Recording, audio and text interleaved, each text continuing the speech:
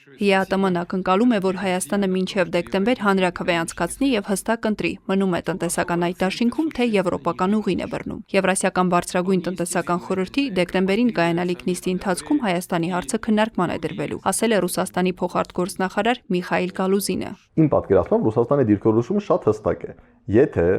Հայաստանի ներկայիս ղեկավարության դիրքորոշումն է, որ ինչ որ մի պահի, թեկուզ շատ հեռավոր ապագայում Հայաստանը պետք է դառնա Եվրոպական միության անդամ,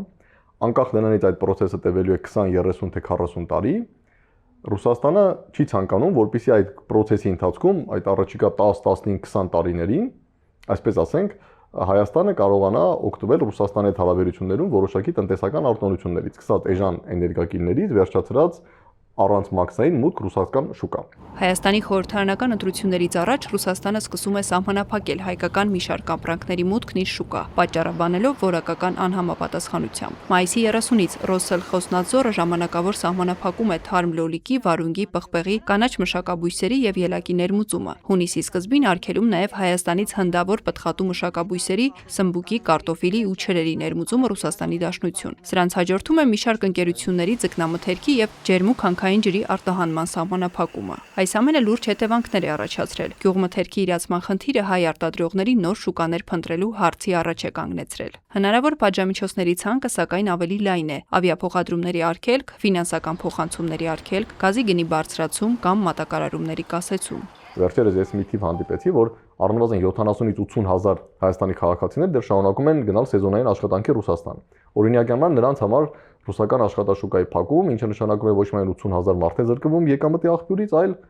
ընդունենք ընտանիքը 4 հոգուց է բաղկացած միջին, 80-ը բազմապատկենք 4-ով, ստացվում է 320,000 մարդ։ Տնտեսագետ Սուրեն Պարսյանի կարծիքով խնդիրը նաև օբյեկտիվ պատճառ ունի։ Հայկական ապրանքների որակի նկատմամբ պատշաճ վերահսկողություն չկա։ Արդյունքում անորակ ապրանքների հետ տուժում է նաև որակյալը։ Պաշտոնական վիճակագրությամբ մենք արդեն ոլորտում այս տարի ունենք 6 ամսվա հաշվարկով մոտ 12% անկում։ Այդ անկումը էլ ավելի կխորանա այս տարվա ընթացքում, հաշվի առնելով որ արտահանումը նվազել է, արտադրությունը նվազել է,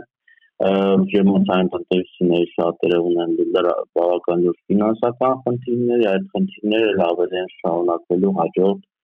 ամիսների ընթացքում։ Այլընտրանքային շուկաներ պետք է փնտրել եւ աշխատել այդ ուղղությամբ, նշում է Պարսյանը, բայց դա բարդ գործընթաց է եւ այն ամբողջությամբ չի կարող փոխարինել ռուսական շուկային։ Այս խնդիրը լուծելու համար երկարաժամկետ աշխատանքի աղբավոր եւ ամենակարևորը համակարգված զգացմունքային հայտարարությունները, տարբեր այսպես քաղաքական շոուները, ինչպես նաև քաջ մազարությունները, որ մենք առանց ռուսական շուկայի ոլորտը գնանք, պիտի դնենք դիպո։ Հայաստանի վարչապետ Նիկոլ Փաշինյանը հայտարարել է, որ Հայաստանի կառավարությունը ԵԱՏՄ-ից դուրս գալու պլաններ չունի։ Հանրաքվեի անցկացումը գործնականում հնարավոր չի համարել, քանի դեռ Հայաստանն անդամակցության հարցով Եվրոպական միությանը պաշտոնական դիմում չի ներկայացրել։ Իսկ կարող է արդյոք Հայաստանը համարժեք արձագանքել ռուսական սահմանափակումների փնջին։ Ռուսաստանը կարող է արգելել ուղիղ ավիափոխադրումները, Հայաստանը կարող է չգիտեմ, ասել, որ ես միանգամից պետականացնում եմ երկաթուղիները։ Ռուսաստանը կարող է անել սա, Հայաստանը կարող է պահանջել անմիջապես ռուս սահմանապահների դուրսբերում Թուրքիայի եւ Իրանի սահմանից։ Ռուսաստանը կարող է անել մեկ այլ բան, Հայաստանը կարող է պահանջել ռուսական ռազմակայանի դուրսբերում եւ այսպես։